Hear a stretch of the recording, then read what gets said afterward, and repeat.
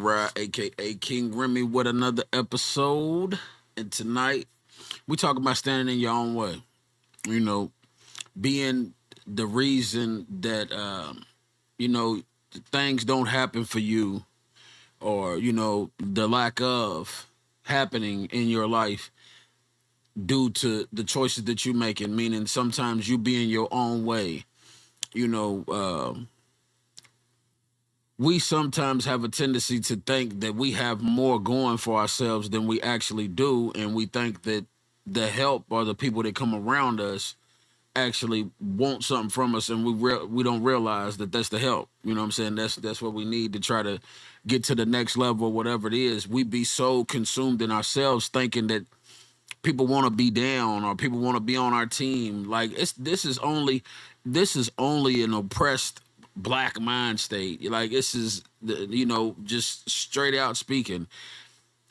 Only somebody from my parts of town where I'm from, the hood and shit like that, would think that a little a little bit of this or a little bit of that would make people want to rock with you. Like the only reason why people coming around is because you got this or because you got that.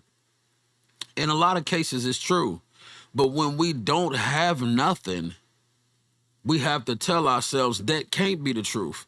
Like, from the looks of the way social media seems sometimes, it looks like people got a whole lot of shit going on, but they don't have nothing going on.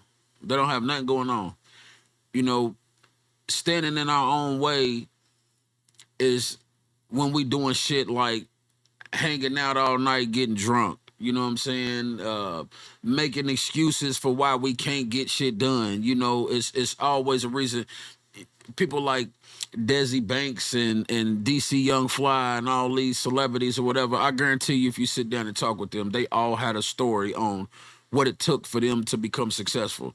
When you hear these rappers, like Future and all them be rapping, talk about it, some people that know that I love them, but I ain't got time to see them. You can't have the time for parenthood and raising children and things like that and try to pursue a career until you put a pause to things. And we sometimes don't understand when the choices that we making be what's stopping us from achieving, success. An alcoholic will be quick to say that they got it under control, not realizing that you don't have it under control. I dealt with that shit with my father. He went through his shit, you know what I'm saying, with the alcohol, and go through it, tell himself that he's not an alcoholic and all that. Then the unfortunate situation happened, and he was drunk when that shit happened. We have to understand when we standing in our own way. We have to understand when we don't actually have going on what we think mentally that we have going on. Like a prime example of what I'm trying to say here is it's an episode of The Family Guy where the mom and the dad was they was like reliving an old moment at like they was performing, they was on stage, they had the fireworks going off and all that shit while they was singing. And then when they got done, the kids, was looking at them like horrified, like, what the hell? And they showed what the kids really saw. And it was some, you're like, that's what the parents was doing. You know what I'm saying? You go check that episode out on The Family Guy and you'll see what I'm talking about. But that's what a lot of people, that's their reality. Like, your reality is you believe that you have a whole lot going on, but in the gist of things, you don't. You know what I'm saying? A lot of us don't realize the lack of motion that we have is due to us thinking that we have a whole lot going on. In my community, it's heavy on, we don't understand the concept of Oregon's Trail. The old game, the concept of survival. You go hunting, you gathering and all that.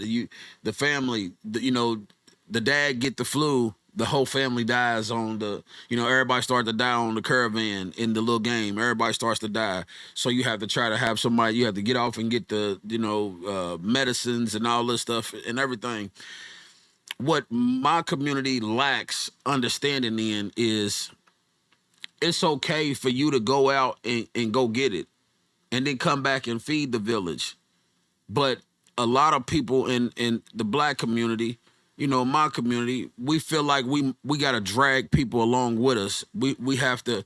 If I can't go, if my homies can't go, I can't go, and that's why we lose as a culture, because it's that crabs in the barrel effect. It's like if your job, or if your vision or your goal is to feed the village, and the king invites you to the castle, you don't tell the king that I'm not coming because the rest of the village can't come, and all y'all gonna starve. Then it's just some stupid shit.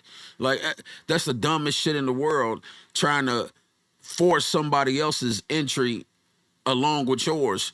Like you can't make somebody help the next person because they want to help you. Like what type of shit is that? It don't make no sense. But that's only something that a lot of people in my community do. We want to be real so goddamn bad that we don't realize the flaw that it gives us. We don't realize the fakeness that comes to us. I don't care what nobody say. I don't care what nobody say.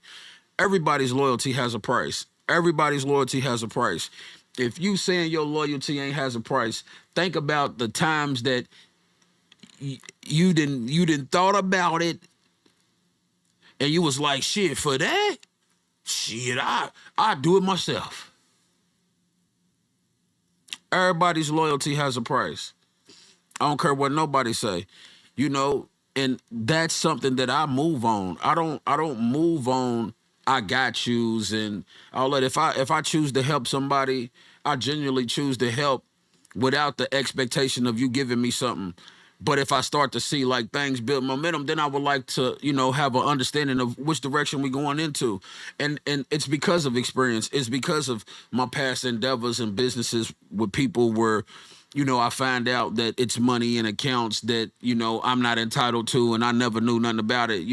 Had nobody ever pulled my coattail, I would have probably never known about that stuff. You know what I'm saying? So that's why I be trying to communicate that with people. Like, it's okay to get the invitation to the king's castle and go in there, have a conversation, build a rapport with the king. Like, look, my village is starving, my people's trying to eat. What can I do to take some of this food back for my people? Well, since you did that, you don't know what the responsibility. Here, take all this and y'all go have a great feast. But we don't know. We get invited, and then we have the audacity to be like, well, I'm not coming if this person can't come. Well, get the fuck out. Like, that's how it is. That's the real reality to this. You can't force somebody into a situation. We have to understand that herd like mentality shit, like that loyalty shit, because no matter how solid you are to people, the only time they remember is when you say no to things. You could be cool with people all day as long as you yes and yes and yes and inconveniencing yourself in so many ways. But when you start to say no to shit that you think is, a waste of time or something that's against you, then you become the flawedest motherfucker in the world, and then you become so fake, and everything that you think about and all the shit that you coming on, you jealous and you trying to do. It's like, nah, it's just that at the end of the day, y'all don't see that shit. Y'all don't see it's too many chiefs, not enough Indians. It's people over here, it's people over there, it's people over here, it's people over there. And yet nobody wants to step up and actually assume a leadership's role as to actually feeding the village. Everybody wants to, you cannot tell the king of the castle what the terms are of you getting an invitation. You know what I'm saying? Like, that's stupid. Like, you can, but it's stupid. It could potentially get your village burned down. It could get you killed and all type of shit. Like, it's all type of bad things that can happen from you trying to force entry, as opposed to you having some finesse and making it to where shit, you open up a door for your village to where, they might be bringing y'all food weekly because of whatever little endeavors that you can conversate or something. But because you want to force your way through the door with certain people, now don't none of y'all got to eat, or y'all got to find another way to try to eat. And when you have multiple people trying to invest or come forward to be a part of something that you have going on, and it don't never work out, you have to tell yourself that it's something about you. You know, just like I did with my endeavors when, you know, from the record label with my cousin to the shit with me and Steve. You know what I'm saying? Like, I know what my flaw was in it. My flaw in it is that, you know, I'm too serious. Like, I'm a if I had a call to be in Alaska when I was doing my music, I don't care what it was. They could have paid me $100. I was showing up in Alaska to do that show for $100. It didn't matter what it was. That's the attitude you got to have when you're trying to be successful, because you don't know where the opportunity's gonna come. It might have been somebody in Alaska at that empty event that been like, you know what, this dude showed up, and I'm a look out for him. I'm gonna change his life because this dude showed up. You never know. The endeavors that I got into with NFL drama and the guys up in Paducah, if it wasn't for those $50 tickets that we was paying with DJ Reezy and driving all the way to Atlanta and stuff, we would have never met them cats. We met them, the photographer dude that shot Freeway Ricky Ross when he first came home. All them dudes that I learned about gimbals and lights and ISOs and all that stuff, I met by paying $50 to go to drive wherever they was and perform. I'm saying we had to drive wherever they was. I had to pay and drive wherever they was to perform. And it opened up doors because it was other people doing that same thing with the same intentions that I had, just networking. We just wanted to link and network with people like-minded on some stuff that we was on. So, you know, that's what I say when it comes to my endeavors. I know I was too serious about a lot of shit, and a lot of people wasn't. Like, you know, I wake up ready to do something the next day, you know, and people didn't have my drive towards shit. You know, people were ready to, you know, put shit off. Oh man, I got my kids today. Or I got this, or I got that. Like, I made time for things. Like, I know the sacrifice that it's gonna take to be successful. You know, it's gonna be a lot of time. You have to spend a lot of time towards whatever craft that you're trying to own, that you're trying to hone. You know, you have to sit and dedicate, you know, a certain amount of time to that shit to be successful. And a lot of people ain't willing to make it. You know, you have women that want their boyfriends or husbands to be successful, but you don't want to let them be out doing the things that it takes to be successful.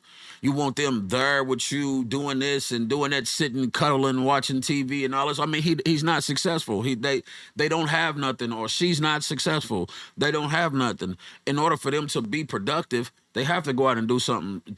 Dope dealers, trappers, all that. You know, you got the bad chick at home. She don't never go out and do nothing. You get banged up and you wonder why she's on to the next dude or on to the next person, because you didn't help her teach. You didn't teach her shit. You didn't help her get no life skills or no career or no trades to where when you get banged up or whatever it is that she can learn how to hold the fort down. Like, nah, she was house kept. She stayed in the house. She was a homebody. She didn't do nothing. So now, yeah, of course, she's got to find a way to, you know, survive. And that's what a lot of us don't understand. You know, you want to teach your woman, your partners, as much as possible. You want to pursue opportunities. Stop trying to drag everybody through a door with you. Go through the door and then open it up for other people to come through. Stop trying. It's literally almost impossible in a lot of cases, unless it's double doors, for two people to walk through a door anyways, let alone three, four, five people walking through a door. Like, it don't make no sense logically to try to force two and three, four, five people through one door instead of you walking through first and then they coming in behind you. That's the way that it should be done. I don't care what nobody says. You could talk to you blue in the face. You're not gonna make me understand the loyalty that people have for motherfuckers that's not about nothing. It's all it is. I'm saying, you can, if my homie can't never show up for shit because he got kids and got obligations in other places, I'm gonna put myself in a position to be able to give my nigga a bag or give my nigga a car, whatever it is, to be able to show up like her, bruh. You know what I'm saying? Here go this for you so that we can do this or do that. I'm not gonna put pressure on my dog trying to make him commit to something that he really ain't got no resources or no time to try to commit to. But when you come with that type of message, you be perceived as the bad guy because you're speaking on reality. Nobody likes to be told that they breath stink. A motherfucker going, excuse you, you're rude. Well, get out of my face. You know, that's the energy they come with. Instead of a thank you. I appreciate that. I'm gonna go get that right now. You know, like, That's just people want to be lied to. Nobody wants to be told the truth about any situation. Motherfuckers want to be told that they doing a fantastic job when they're not. You know, it's the same way for weak ass fathers and weak ass mamas. I got a bunch of family members I can speak on that. They mommy of the years and shit. You know what I'm saying? When they out this motherfucker stealing all type of shit, stealing everything for their goddamn kids, but don't instill nothing in their kids. You feel like you're doing something for these kids, but you spoiling them, you handicapping them. The conversation that I was trying to have with the homies when we was up in North Carolina, you know what I'm saying? Then we started, they started getting all fucked up and shit. I don't drink and do all that shit, so they was getting all buttered. But the conversation that we was trying to have was nature versus nurture, and they was kind of going in on me on that, talk about like nature versus nurture, bro. It's not a good topic. That's not a good topic. I know, because at the end of the day, I just want to say to y'all, because y'all ain't got nothing on your mind, y'all don't realize that nature versus nurture is everything, because the way that history is taught to us is that it's just in our nature to go through life the way we go through life. Like, it's just our nature to have this type of lifestyle. It's just, stress, struggling, oppression, all that is just in our nature. Or, it's in their nature to be that way. And it's not. It's the nurturing. It don't matter who it is. You know what I'm saying? Like, I use me and my children just as one situation. I was very hands-on with my son, and I'm always popping and shit like that too. I was very hands-on with my son. And when things shifted and his mama became more involved, and caused a little fallout, whatever it was, he started to use that against her. He started to use that, and he started going out and getting drunk, getting these little Bazooka Joe tattoos and trying to bring BB guns in and all this old crazy ass shit that he got on. But he no longer had the nurturing, because it was in his nature of me being a hothead, his mama being a hothead, his grandmother being a hothead. It's just in his history to spiral out of control. So I tried to stay on him with nurturing, 24/7. I was on him. What you doing? What's going on? What's up? What's going on? Busting in the room on him, all that, like, just kept him on his toes. And everything was great. If anybody knows me, or anybody know of my situation or whatever I'm talking about, that my son was doing great up until, me and her started to separate. And he started to, slip and go towards the shit that he's in now, and it ain't nothing that I could do about it. But I be trying to stress to the homies that, yes, nurture has a whole lot to do with it, because you could be that rich kid and have that environment and have the dad as a doctor and the dad as a scientist. But if they don't nurture you in the right way, you're not going to pursue that career. You might be easily influenced by the kids to end up on drugs, and now you trying opioids and all of this, or whatever the case may be, because you don't have nurturing. But that nurturing, like a lot of black folks grow up with strong nurturing, or my era, the '80s babies, we grew up with strong nurturing to where we knew when the street lights came on, it was always yes sir, no sir, yes ma'am, no ma'am. It was always a respect taught, like shit. Sometimes the neighbor could whoop your ass. You get your ass busted by the neighbor. So that's what I mean by that conversation of nature versus nurture, because it's a true conversation. All of us should be thinking about the nurturing that we're giving to our seeds. It's not in their nature to, lose or come up short, or, to be a representation of oppression. Nah, it's the nurturing that goes into them. The only nurturing that they get is from these schools, because the mama or the daddy is too busy, life's so hard that they don't have time to nurture the kids. You got the kids babysitting as soon as they able to babysit, because y'all going out to go to work or whatever, and then when y'all not going to work, y'all hanging out in clubs or whatever the case may be. I'm just saying, there's no nurturing in the homes, and you wonder why the children grow up acting like they grown because y'all done had them babysitting since they was fucking 13 years old. They've been playing mama since they was 13. That's why they act like they grown. We don't realize the nurturing that goes into our community, into our children, because of the situations we lived in or that we living in. You know what I'm saying? We don't realize the nature versus the nurture. The environment is everything when it comes to these kids.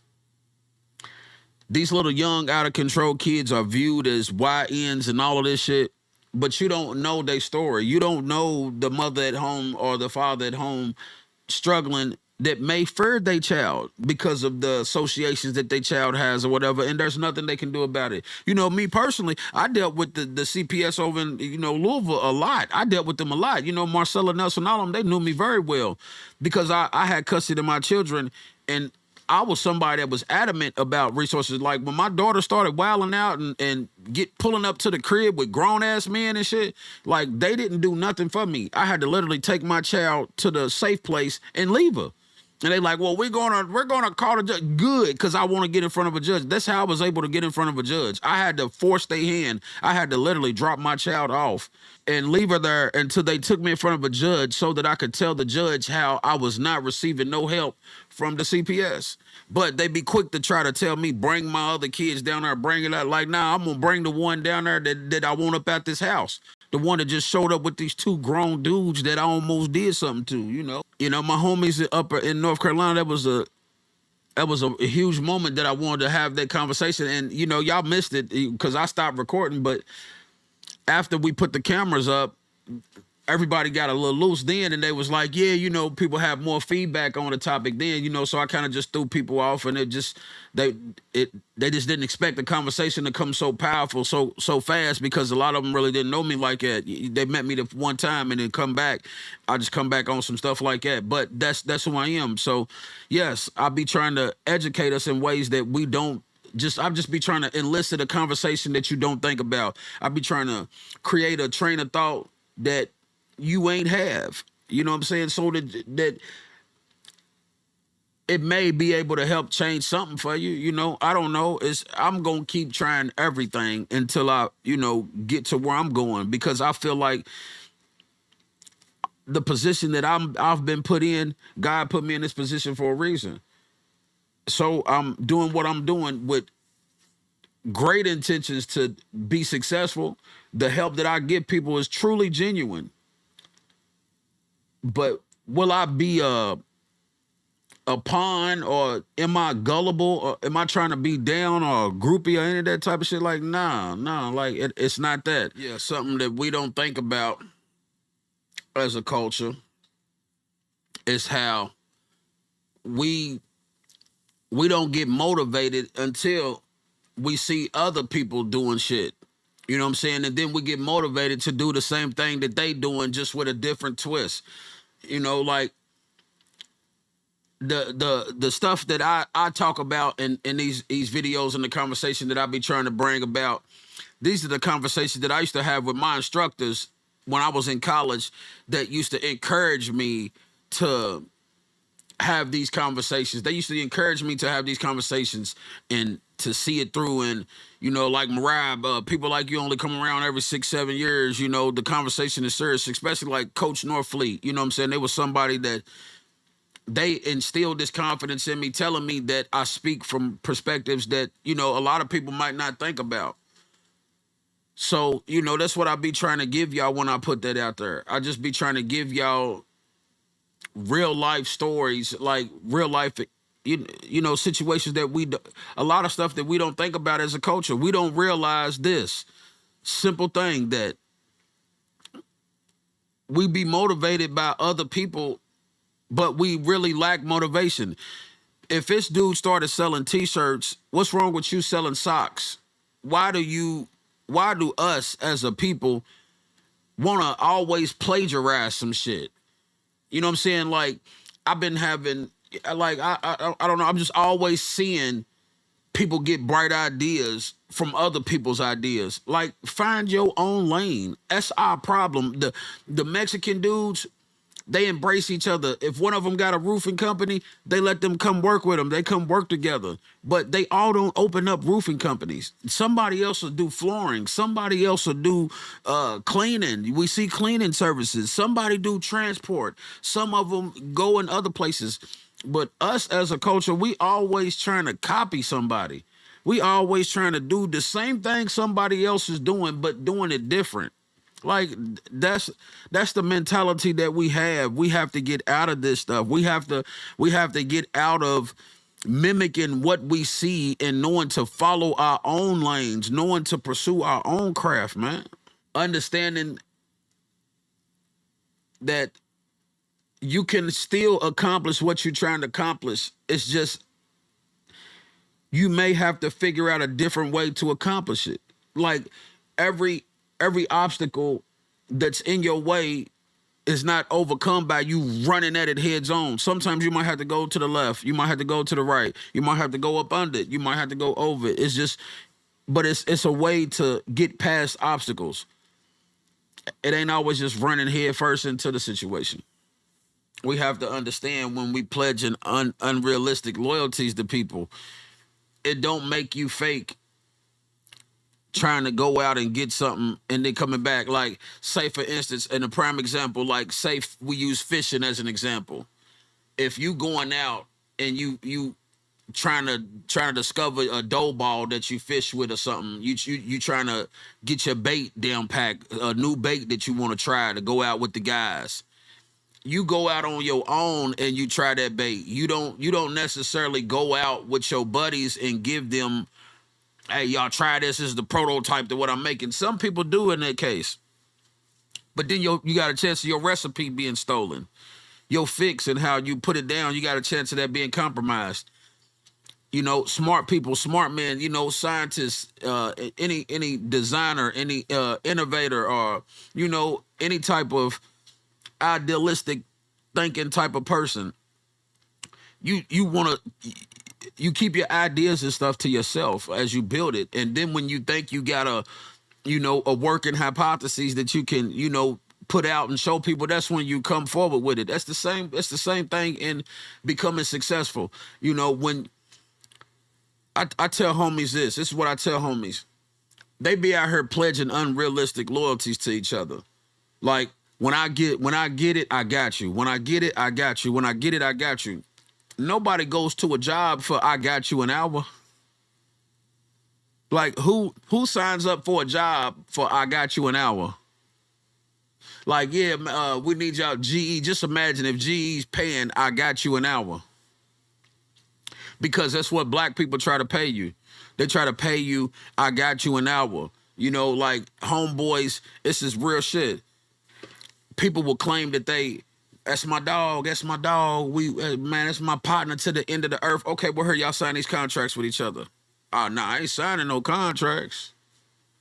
So how could y'all have ever been dogs? How can y'all expect to be solid? You think Wallow and Gilly ain't got a contract signed to each other? You think any of these celebrities, Joe Button and all them people up on that podcast, you think that they don't got contracts? I'm saying, even when you go get a job at McDonald's, you go through orientation, you sign contracts. But when we doing business with black folks, we have a hard time understanding that you have to sign a contract, or that you have to, because we want to deal. We don't realize that it's unconsciously, we don't have, in most cases, we don't have solid intentions. People don't have solid intentions. That's the reason why paperwork or black and white never comes into play. A prime example is, I was in an endeavor with a dude with a studio. We had a studio, and I made him sign a deal with me. I made him put that shit in black and white, because he was claiming he was real, man. We ain't gonna never go through none of that, man. We good. And I'm just like, nah, but if we good, then you ain't got no problem signing it. You know what I'm saying? Like, but if you can't sign it, then I ain't gonna move forward with, moving in. I can't do it. You feel me? But he signed it. And then I moved in. And then he thought that things was gonna go the way that he wanted them, as opposed to, like, and I put it in black and white that you don't run me. I do me, and gave it to him to read it. And he didn't. Like, sometimes we don't understand when we're not educated enough, and we be thinking that street smarts is always like, I had a person tell me that I'm book smart and not street smart. Homie, look me up. I was street smart before anything. I became book smart when I got in that situation. Don't knock me because y'all pick up a bottle for y'all pick up a book. You know what I'm saying? Like that's not my MO. Like I ain't never. I'm a '80s baby. Money was my addiction. I grew up trying to get money. I didn't grow up chasing women. I didn't grow up doing the thirsty stuff that some of you dudes do. I didn't have pill habits. I never found none of that stuff entertaining. You know, when I was in junior high school, my homeboy crashed his car off pills, and it made me not even want to mess with it. So that's what I'm saying. The reality to a lot of our situations are different. You know, a lot of us think that we somebody that we not. Like you might be socially recognized, you know what I'm saying? People might know you socially, but what good does it do you when you don't have shit? What good is it for everybody to know your name but you not be able to benefit off of it or thrive off of it? Like what good does it? Like what good does it do you when when when people playing you short and you accepting it as if it's love? Like people will look past all that you show them and attach to something you said. I'm gonna say again, they'll look past all you showed them and attach to something you said. Like actions don't speak louder than words in today's society. Words is what they rather hear. Actions, they don't even really pay that shit no attention no more. You know, it's what you saying now that holds the validity. You know, and it's how you talking to me or how you saying this or whatever the case may be, over the fact that you drive all the way out here or drive all the way over there, or you buying this, you doing that, and you doing this all on the strength. Like that's what I mean by sometimes we be beside ourselves. We be so full of ourselves that we don't realize when it's help right in our face and we fuck it up.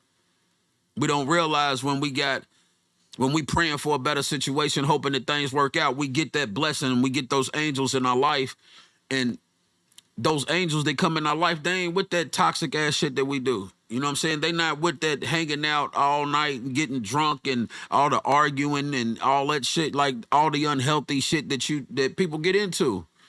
Like we don't realize sometimes when we don't have a motherfucking thing going on at all.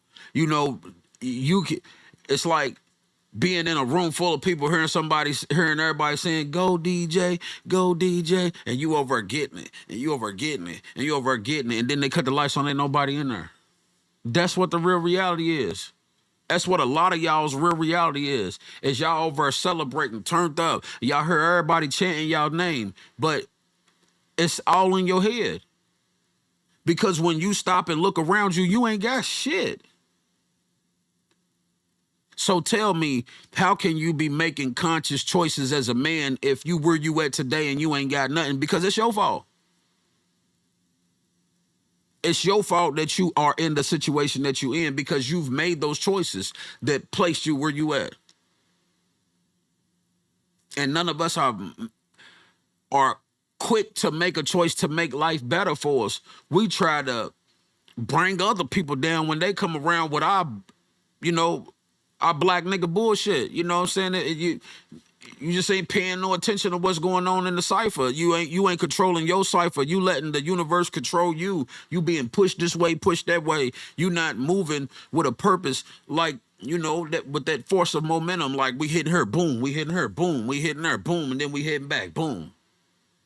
You know what I'm saying? Like a well-planned family vacation. You get here, you get there, we get there, get there, get there, we back, we done. Like that's the reality to a lot of situations. You know what I'm saying? People don't. People don't have going what they think they have going, but yet we think everybody wants something from us. Look around and ask yourself, what the hell is it that you got that somebody want from you, man? What do you got that somebody want? What do you got that somebody else don't have that they would potentially want? What, what is it? What your social status? Like what is it? Do you think that if it's not benefiting you, it would benefit the next person? Like, nah.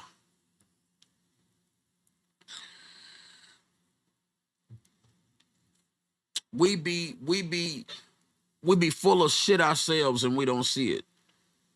We we've become dependent upon verbal affirmations as opposed to somebody actually showing you that they fuck with you. Like somebody like nowadays, dudes is cool with you just saying, "Oh, that's my friend."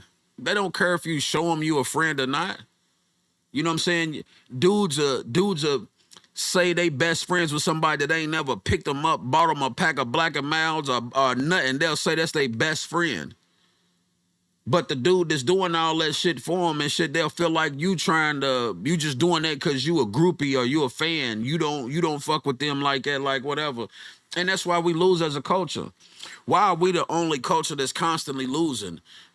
Every turn you get is so difficult for us. They don't value our lives. We shot and killed recklessly, and I'm gonna speak on that real quick. Statistically, they actually kill whites more than they kill blacks. It's just how they kill blacks. You can do your own research, but numbers, men lie, women lie, numbers don't. Numbers, statistically, they kill whites way more than they kill blacks. It's just how they kill the blacks. They kill the blacks, in horrific, fuck the ways, hands behind their back, hands up, don't shoot and all that. The white boys that they killing, they like, get the fuck off my property, get off my land. That's so it's a different vibe, but I promise you, they kill the white boys more than they kill whites more than they kill blacks. It's just how they kill the blacks. But anyways, these narratives be spun. You know what I'm saying? So that's why I just be trying to get people to understand black culture, black history. Our culture is it's not valued. It's in you got to ask yourself why is that, how is that, because we don't value each other. We are, I say again, you have groups of people. You have blacks, whites, Mexicans, and all these other different cultures or whatever. I'm just going to use these three.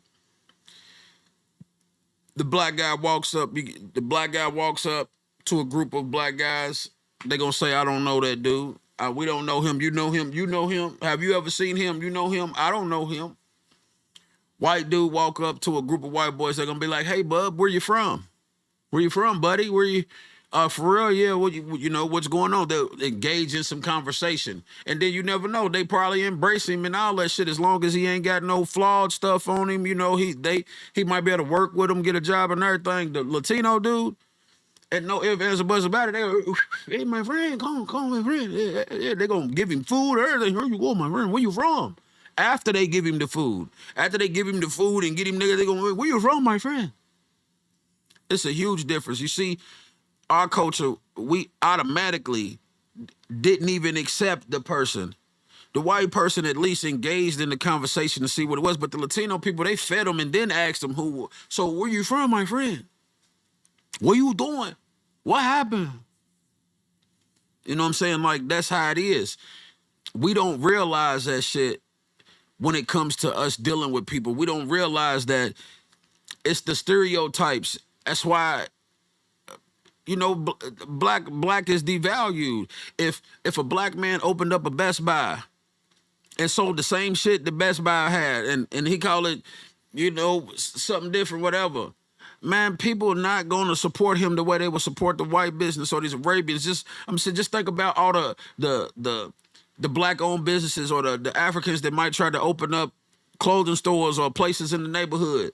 Like, I see, this is what's so, this is a true story. The African sells clothes to the city. Follow sells clothes to the whole city. The whole city.